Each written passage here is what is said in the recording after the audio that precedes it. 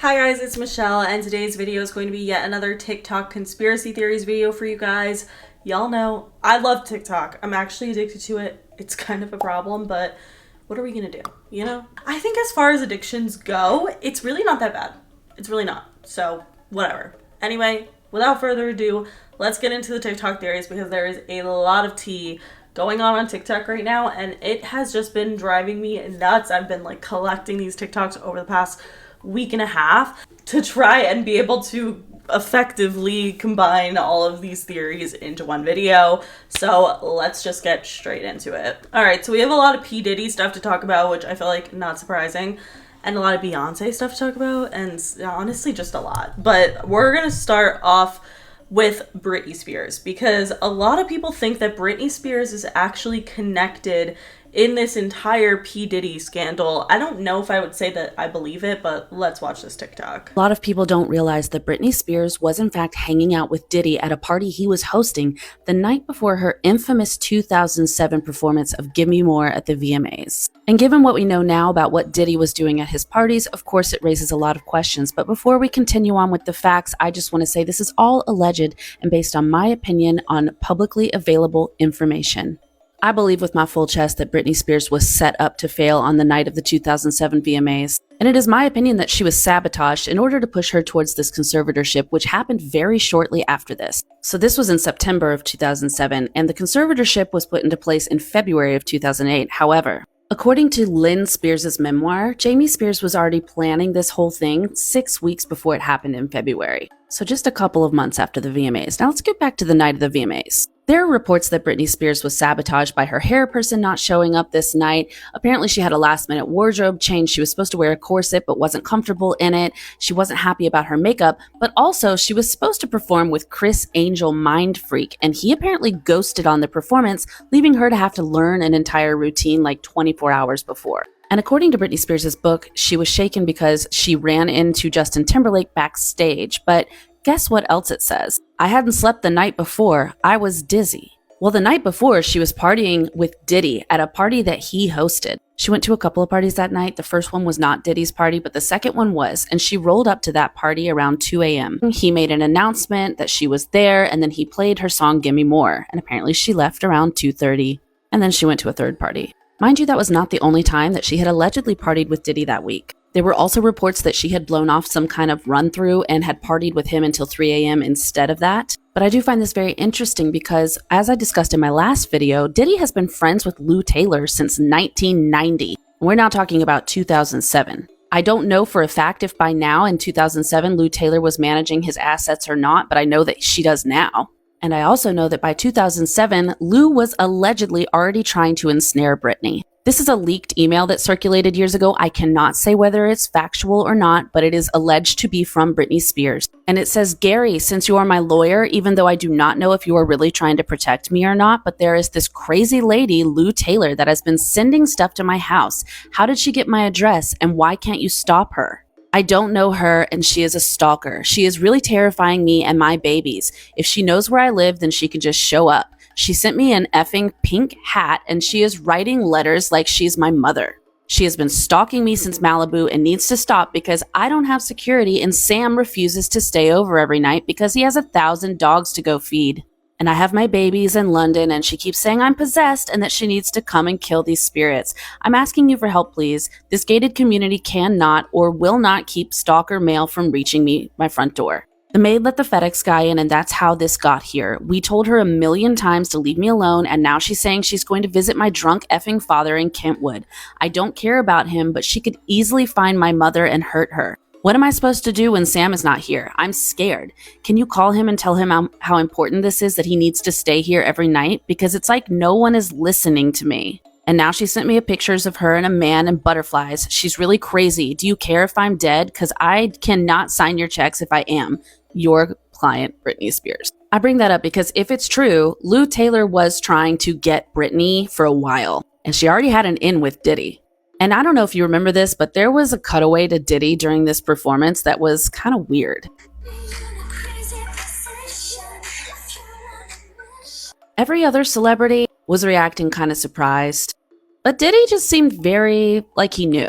Given what we know now about Diddy and his connections to Lou Taylor and what he was doing at these parties that he was hosting from sometime during 2008, according to the indictment, until recently, I don't know. It does make me a little bit suspicious about what could have gone on that night. I do feel with my whole chest that Britney Spears was sabotaged that night for a purpose, and that purpose was to later get her into a conservatorship. What I do not know with my whole chest is if Diddy had anything to do with it or not. There's evidence to me that it's possible. There's definitely evidence that it's possible with his long-term friendship with Lou Taylor, down to the fact that Britney was with him so much that week. I don't know. So this TikToker basically talked about the idea that Britney Spears' performance of the 2007 VMAs was basically set up to fail. And she talks about how maybe Diddy was involved in the sabotaging of this. I don't know if I necessarily believe that Diddy was involved with this. I just feel like it doesn't quite make that much sense. Like, there's not enough connection for me. I will say, it seems like everything about this performance was set up to be a failure and kind of set Britney over the edge, so to speak. That's really fucked up and very, very terrifying. We've talked about Britney Spears a lot over the years and all of the conspiracy theories going on with her conservatorship, her getting out of her conservatorship. There's obviously been a lot of details about all of this, and I think that something also that is really important to talk about is that I do not think, and I have not thought for a while, that Britney Spears has been posting on her social media herself. And the same TikToker has another theory about that. Well, I finally have unequivocal proof that Britney Spears' Instagram is still being run by CrowdSurf, which of course is a concern because it means we don't really know what she's saying versus what CrowdSurf is saying for her, but I'm going to prove it to you. Britney posted this video today, and at the very end of the video, there was a CapCut screen, which first of all told me something. She cuts her videos in CapCut. But check it out. There's a CapCut ID on here because if you are subscribed to CapCut, you have an ID. So I'm able to look up who this is linked to. This CapCut ID is linked to somebody called Sloan Skylar. Here's another screenshot showing that this ID number is linked to Sloan Skylar. Sloan Skylar is a singer, songwriter, producer in LA. Now, if you go to Sloan Skylar's Twitter page, look at her bio. Songwriter, producer, senior marketing director at CrowdSurf. Interestingly, CrowdSurf is private now, so you can't go look through their tweets anymore on Twitter, but they are absolutely the people that were linked to Britney Spears' social back during the Free Britney movement, back as far as 2019. The very same company that said that Free Britney was a conspiracy theory and all of the theories going around about her Instagram begging for help were just inaccurate. Her name is Cassie Petrie, and she founded and runs CrowdSurf. So there you have it. CrowdSurf is still running Britney's page. We thought it might be true, but now we have absolute confirmation. And of course, that begs the question now of all these posts that we get from her, like how much of it's coming from Britney versus how much of it is just CrowdSurf. I don't really know. Is Britney telling them what to post and then they just post it for her? Or is it fabricated from them? I have no idea, but do with this information as you will. So I wouldn't even say this is so much of a theory as that it is proven that Miss Britney Spears is not posting for herself, or at least sometimes not posting for herself. I just think that the nature of the things that Britney Spears has been posting on social media prior to the Free Britney movement beginning and the conservatorship ending, I do think that Britney Spears' social media posts have definitely been weird. But sometimes I like to look at it as that she's just like a 40-year-old mom and she's kind of weird posting things on Facebook. I don't know. Sometimes she's naked. That's fine. What do you guys think? I need to hear your guys' thoughts on it because we haven't talked about Britney in a while. Do you think she connects to all of this Diddy stuff? Personally, I don't really know if I believe that. Obviously, she has been to Diddy parties, but so has every celebrity, like, ever, pretty much. And I do think that there was a difference between the Diddy parties and the Diddy freak-offs, which was, like, the bad illegal shit that was happening later in the night. So, let me know your thoughts. Alright, the next TikTok theory that I want to talk about is Kanye West really crazy. Now, this has been kind of popping off ever since the P. Diddy information has come out into the public. A lot of people have wondered if Kanye is actually really crazy or if the industry is actually just trying to make him seem crazy so that it discredits anything that he says. And I think that there's a little bit of give and take to this. There's a little bit of both that makes sense to this theory for me. Like, to be honest, I don't fully trust Kanye now all of a sudden because of all of this Diddy shit that's going on. And I think a lot of celebrities have gotten silenced over the period of many, many years by being called crazy or getting killed. And I truly think that that's true.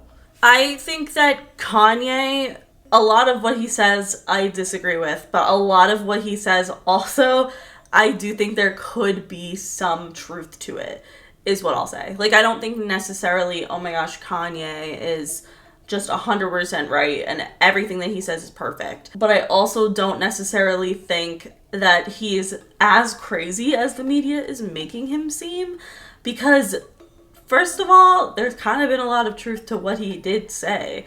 And he has been speaking out against Beyonce, Jay-Z, Diddy, and all of these people in Hollywood for a very long time. And now some of that shit's coming true. I'll say, I don't know. I don't think I'll ever be like a Kanye West fan. But I do think it makes sense that he is being perceived as crazy to discredit a lot of the things that he's saying. I do still think that maybe there is some truth or something to what they're saying. And I do think it's important to listen regardless to kind of every perspective.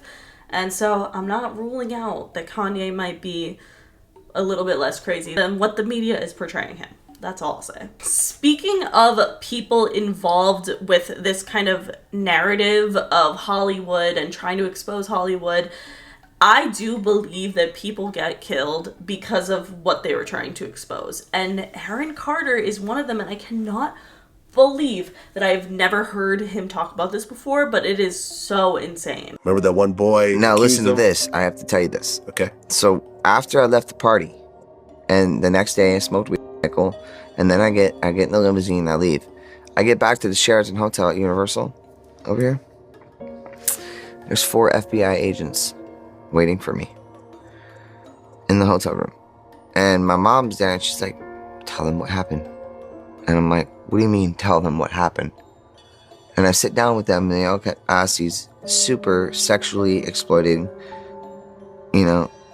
questions. Back-sided questions, and I knew that at my age already. And I looked at all 4 of them and I said, are y'all crazy? I said, what you think I'm gonna do? Tell you that Michael did something bad so that we can sue him for money? That's what I told him. I was like, you're crazy. And I looked over at my mom and I was like, are you serious, Mom? I was like, what is going on here? Why are you letting this happen?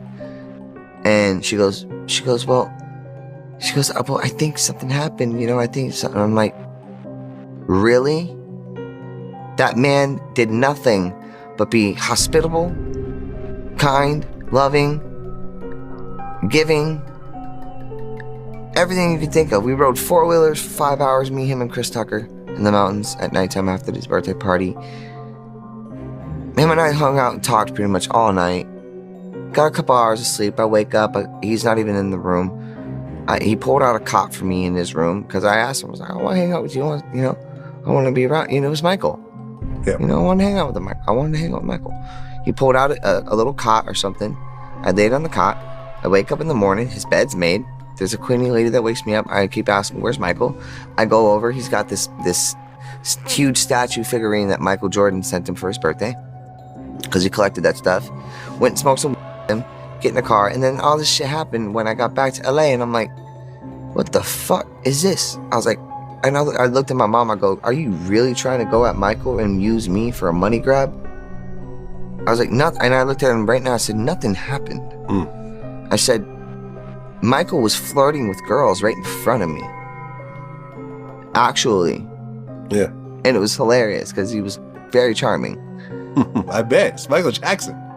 he made girls just light up, blush, and and like I saw him looking at girls' booty. I said, I saw you looking at her booty. He was like, I was like, and so I hear these stories of like Wade Robson, and then I'm like thinking to myself, wait, hold up, I know Wade Robson. Wade Robson pretended to be the voice on my album Aaron's Party for my brother. Because my brother didn't do it, so Wade Robson did it. It was like a little spoof thing, an interlude in my second album, Aaron's Party. And Wade Robson did the voice of like pretending to be my brother or some shit. And I'm like, wait, hold up. Wade leaving Neverland? What is this? Like, what do you mean leaving Neverland? Like, I left Neverland. Everything was cool, homie. Like, what's your problem? Did you dream this up? Did your parents tell you to do this? Yeah, I mean, they tried to sue for like $100 million, and ultimately it was dropped. They got nothing out of it, as they should. Nothing. As they That should. dude didn't do shit like that. Yeah. Like, I knew Michael better than all of them. Yeah, I believe Even everything that I've Macaulay, seen. if it was Macaulay right now, I'm not buying it. Even if I'm it was not buying Macaulay Culkin sitting right here, he would tell you the same thing I did with the same assertiveness. So Aaron Carter claimed that after hanging out with Michael Jackson, that he was approached by 4 FBI agents that were asking questions about Michael Jackson essaying him. And he's claiming that the industry and the FBI, the government, whatever you want to call it, wanted him to lie on Michael Jackson's name and claim that Michael Jackson had essayed him even though he hadn't.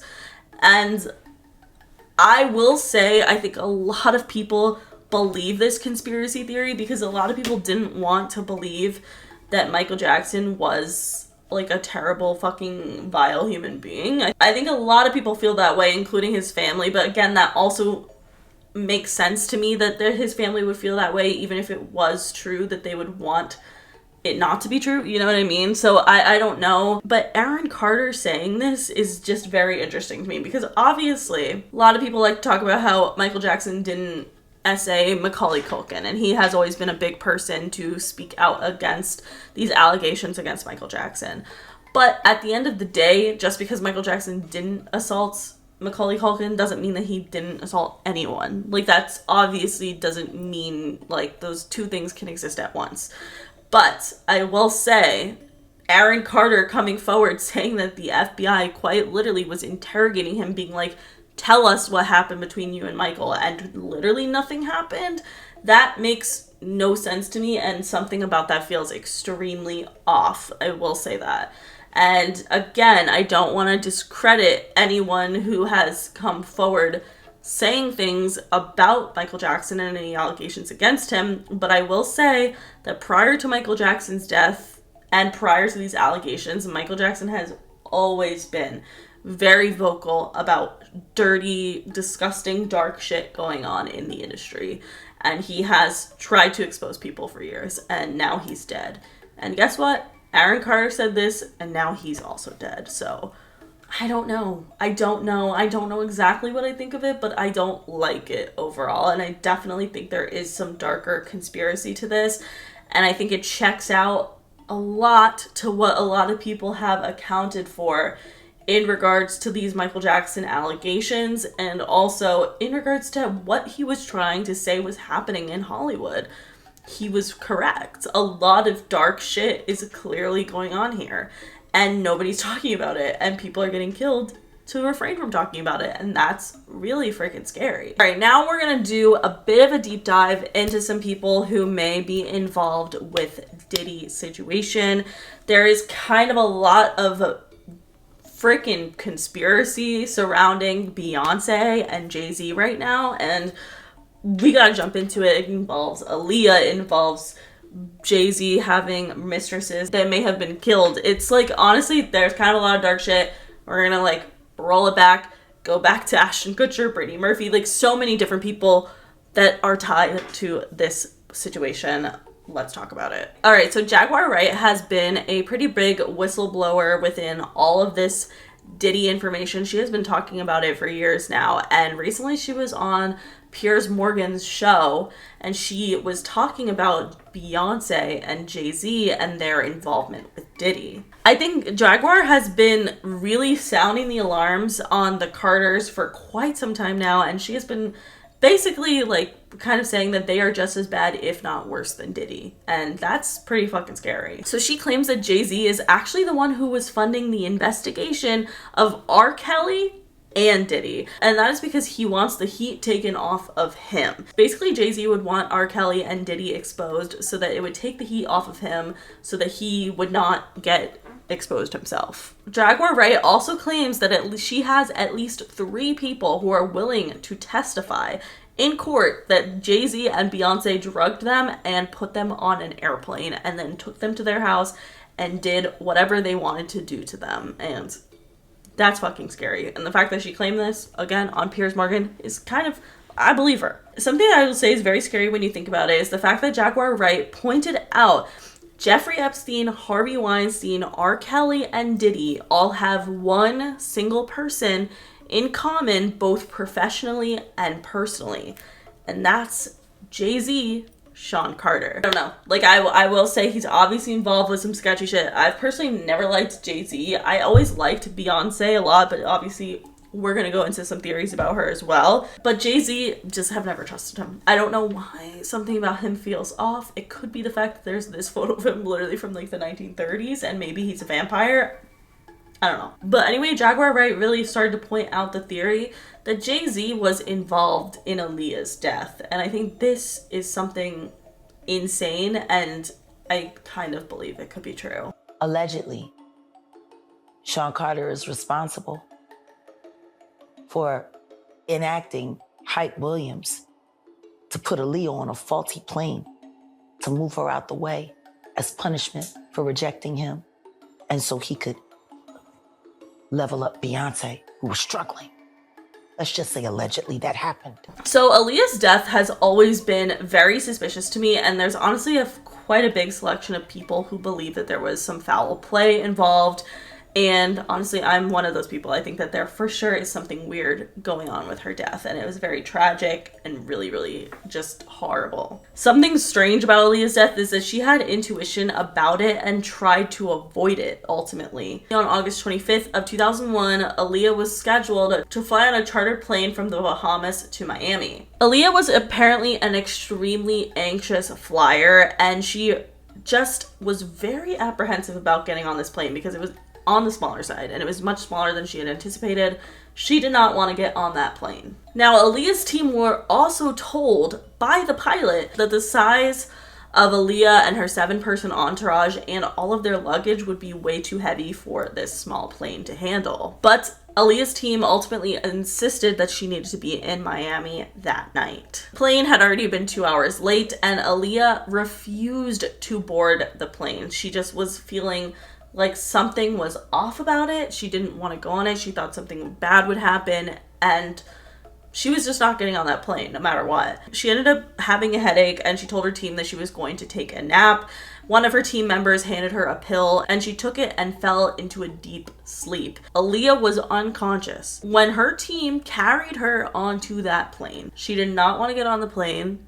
She was handed a sedative. She took it thinking it was headache medication. She went, take a nap, and was carried onto the plane while unconscious, against her will. Literally carried to her death because the flight had gotten between 60 and 100 feet into the air before nosediving back to the ground. And obviously, Aaliyah tragically died in this accident. And a lot of people think that Jay-Z or Beyonce could have had some part in this. I mean, I think regardless of who was involved, I think for sure there is conspiracy. In regards to Aaliyah's death, I don't know if I necessarily think it's Jay-Z and Beyonce or whoever the fuck, but I do think that there is some conspiracy here because she quite literally didn't want to go on the plane. If I felt like that and then I was drugged and dragged onto a plane to my death, I would be so pissed. I mean, I know I'd be dead, but I would be so pissed because that is just such a fucked up thing to do to someone, especially when they have intuition about something being bad. That's just crazy. So where does Jay-Z tie into this? Well, Jay-Z and Dame Dash were really best friends at the time, and they were both actively competing for Aaliyah's attention. Aaliyah was the it girl. She was beautiful, talented, and probably would have had an insanely successful career had she not died. And that is really sad. I mean, of course, she did have an insanely successful career, but it would have just gone to a whole nother level had she had more time.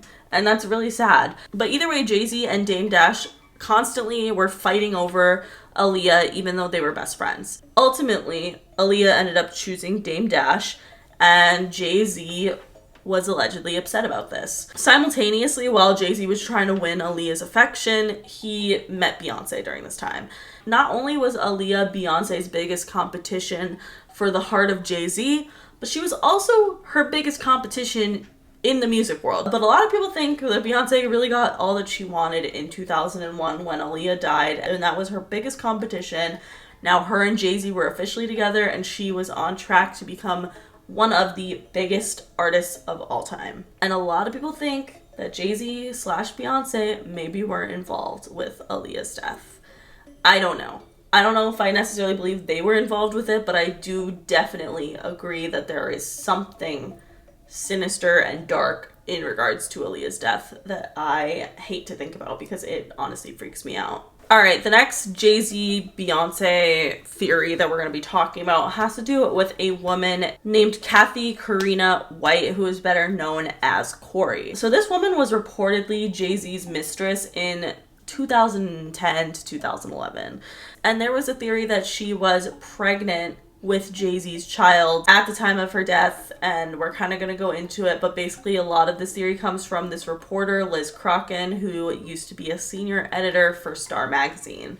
So according to her, there was a bunch of rumors going around that Jay-Z was allegedly having an affair with Corey, and Liz was asked by her boss to kind of look into these rumors to see if they were true. She ended up getting in contact with Corey, who claimed that she had never met Jay-Z and didn't know him at all. But then Liz ended up finding pictures of Corey, Jay-Z, and Diddy at Tao in Las Vegas. And this obviously proved that she did, in fact, know Jay-Z. So she ended up calling Corey back a couple days later and said, hey, like, here's this evidence. Like, we know you know him. Like, why don't you spill the tea? And basically she allegedly said she was pregnant with his child, and she was thinking of going public with that information. And then just a couple days later, Kathy Corey White died of an aneurysm at 28 years old. Many people believe that Jay-Z had something to do with this woman's death because he did not want it to come out that he was cheating on Beyonce and that he was having a baby with someone else. Now, Jaguar Wright actually corroborated this theory as well, claiming that she believes this to be true. Wouldn't you say... When I say Corey, I'm talking about Kathy White. Oh, yeah. That's what I was about to ask. Jay-Z's pregnant mistress. Yeah. Now. Because he's the acceptable monster at this time. Like R. Kelly was the last time I sat on this couch. Whoops. And disrespects you with other like Kathy Coriana White. All right, well, let's do it like who was this. actually carrying his baby while you was faking it. Something that I think is crazy though is that recently Beyonce released her album Cowboy Carter, and she has a song on it called Daughter where the lyrics are just a little strange. Let's dive into them. She wrote, "Your body laid out on these filthy floors, your bloodstains on my custom coutures. Bathroom attendant let me right in, she was a big fan. I really tried to stay cool, but your arrogance disrupted my solitude. Now I ripped your dress and you're all black and blue. Look what you made me do. They keep saying that I ain't nothing like my father, but I'm the furthest thing from choir boys and altars. If you cross me, I'm just like my father. I'm colder than Titanic water." And a lot of people think that this is referring to Beyonce potentially and Jay-Z killing Corey because she found out about their affair. Now, a lot of people also think that Blue Ivy is actually Corey and Jay-Z's daughter. And I will say that it also corroborates the longtime conspiracy theory that Beyonce's pregnancy with Blue Ivy was fake. Because there was this viral video of Beyonce kind of sitting down on a talk show and it looks like her pregnant stomach deflates. I need to hear your guys' thoughts because I didn't even know Jay-Z and Aaliyah were like connected. I didn't know about Corey. I didn't know about any of it. So I want to hear your thoughts. All right, the next theory has been all over TikTok lately, and it's basically the theory that celebrities are forced to thank Beyonce after getting an award that they were also up against Beyonce, but they won. Celebrities thank Beyonce at award shows so Beyonce will spare their life. So this all goes back to before many of y'all were born, starting with this girl named Aaliyah. Now, Aaliyah was a pretty famous artist that was competing with Beyonce around the time Beyonce started to get famous. Now, sadly for Aaliyah, she passed pretty early on before she actually got to hit like the peak of her career. Now, this is sad for us, but Aaliyah passing was very good for Beyonce, as if Aaliyah hadn't passed, Beyonce might not be known as like Beyonce now.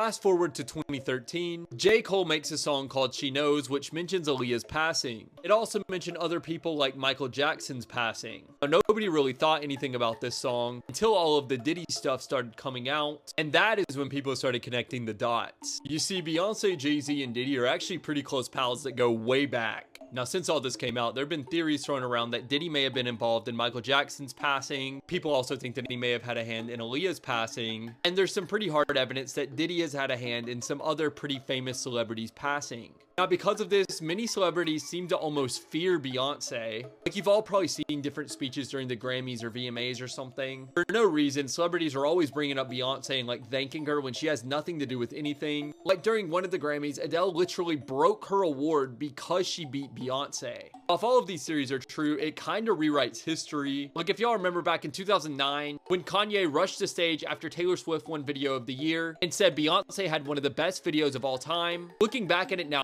people think that Kanye may have actually been trying to save Taylor because Taylor beat Beyonce and she was kind of an outsider at the time. So there was almost no way Taylor was going to thank Beyonce or even probably mention her for beating her. So the theory goes that Kanye stepped in to make sure that Beyonce didn't like see Taylor as a threat, which is absolutely wild to think of. If this is true, Kanye was actually doing Taylor a massive favor. Now, as of right now, all of this is a theory and loosely connected based on Beyonce's very, very strong connection to Diddy. But regardless of if Beyonce is actually out here ending other celebrities based on jealousy or whatever, there definitely are some skeletons in her closet because of that connection to Diddy. Like, there is no way that her and Jay-Z were that close to this man and had no idea what was going on. I don't know if I necessarily think this theory is real, but I will say it is fucking weird. Like, it is weird that it seems like every time Beyonce is up for an award and she loses to whoever she loses to, always thanks her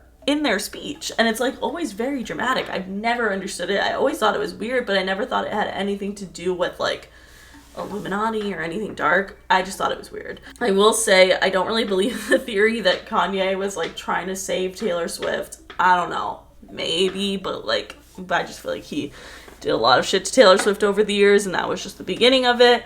But also what I think is strange is that Amy Winehouse is someone who was up for a Grammy against Beyonce and she won, and Amy didn't mention Beyonce in her speech. And now Amy Winehouse is dead. I mean, I've never really believed any conspiracy theories around Amy Winehouse's death, but I will say, I guess that is kind of weird, but let me know your thoughts. All right, the last thing that we're going to be talking about is the involvement of Ashton Kutcher and P. Diddy and Brittany Murphy, which ties in later. But Ashton Kutcher, which is something I did not know, has been friends with P. Diddy since 2003. Like, good friends with P. Diddy. And even in 2019, he was asked in an interview what happened at Diddy's parties, because I guess Diddy's parties have been infamous for a very long time. And he was asked what happened at Diddy's parties, and Ashton said, quote, "There's a lot I can't tell." Now, what I do think is interesting is that Ashton has always been a person who has been trying to help victims of abuse, and especially children. And I just think that the fact that he was really close friends with P. Diddy, yet he runs this company that is an anti-human trafficking organization, something about that doesn't add up to me. Then, in 2023, Ashton Kutcher basically wrote a letter to the judge asking for leniency in the case against Danny Masterson from That 70s Show. Danny Masterson was accused of drugging and R-wording 2 women in 2001 and 2003. And Ashton Kutcher basically came through defending his co-star.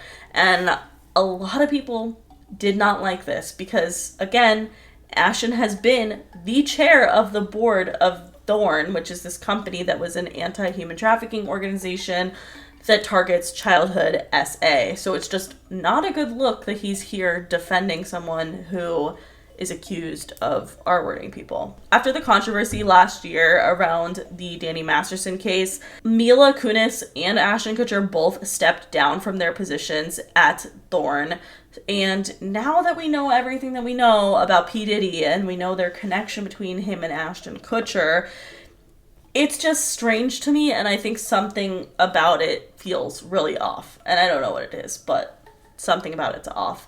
And a lot of people have been pointing out that Brittany Murphy and Ashton Kutcher used to date, and that perhaps there is some connection between Britney Murphy and P. Diddy and her death. Britney Murphy was took out by Diddy. I have seen this going all around TikTok, and we are about to deep dive this and all the crazy information that I found that might just connect her passing to Diddy. It was reported that Britney Murphy passed away due to pneumonia, the same way as Kim Porter, even though her father did his own toxicology report on Britney Murphy after her autopsy, and he said that he found toxic metals in her body. Today, new shocking allegations coming from her father, who says she was poisoned. Right.